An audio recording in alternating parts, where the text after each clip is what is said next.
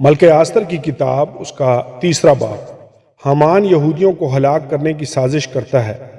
ان باتوں کے بعد اخشویرش بادشاہ نے اجاجی حمداتا کے بیٹے حامان کو ممتاز اور سرفراز کیا اور اس کی کرسی کو سب امراء سے جو اس کے ساتھ تھے برتر کیا، اور بادشاہ کے سب ملازم جو بادشاہ کے پھاٹک پر تھے حامان کے آگے جھک کر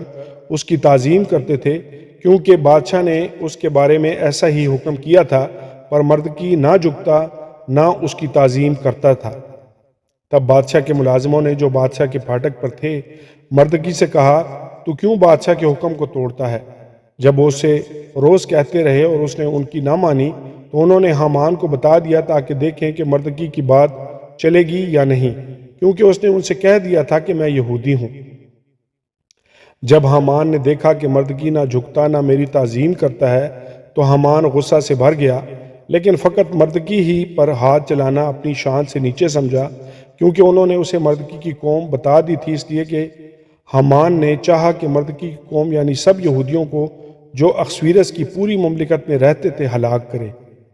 اور اخشویرش بادشاہ کی سلطنت کے 12ویں برس کے پہلے مہینے سے جو نیسان مہینہ ہے،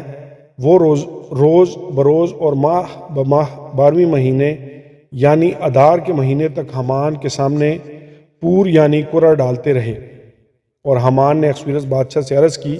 کہ حضور کی مملکت کے سب صوبوں میں ایک قوم سب قوموں کے درمیان پراگندہ اور پھیلی ہوئی ہے، اس کے دستور ہر قوم سے نرالے ہیں اور وہ بادشاہ کے قوانین نہیں مانتے ہیں، سو ان کو رہنے دینا بادشاہ کے لیے فائدہ مند نہیں۔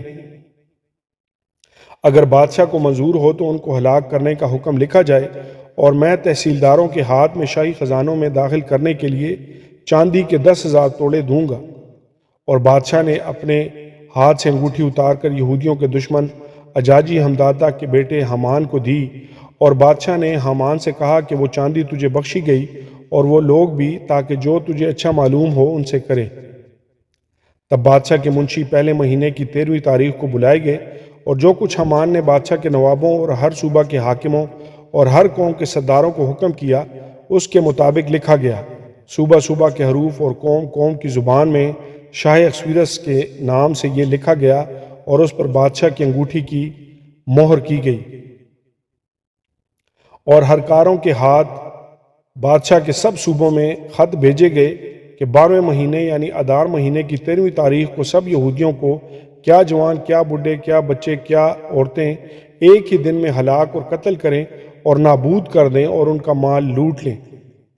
اس تحریر کی ایک ایک نقل سب قوموں کے لیے شائع کی گئی۔ اس فرمان کا اعلان ہر صوبہ میں کیا جائے تاکہ اس دن کے لیے تیار ہو جائیں۔ بادشاہ کے حکم سے ہر کارے فوراً روانہ ہوئے، اور وہ حکم قصر سوسن میں دیا گیا، اور بادشاہ اور حامان مے نوشی کرنے کو بیٹھ گئے، پر سوسن شہر پریشان تھا۔ آمین اور آمین۔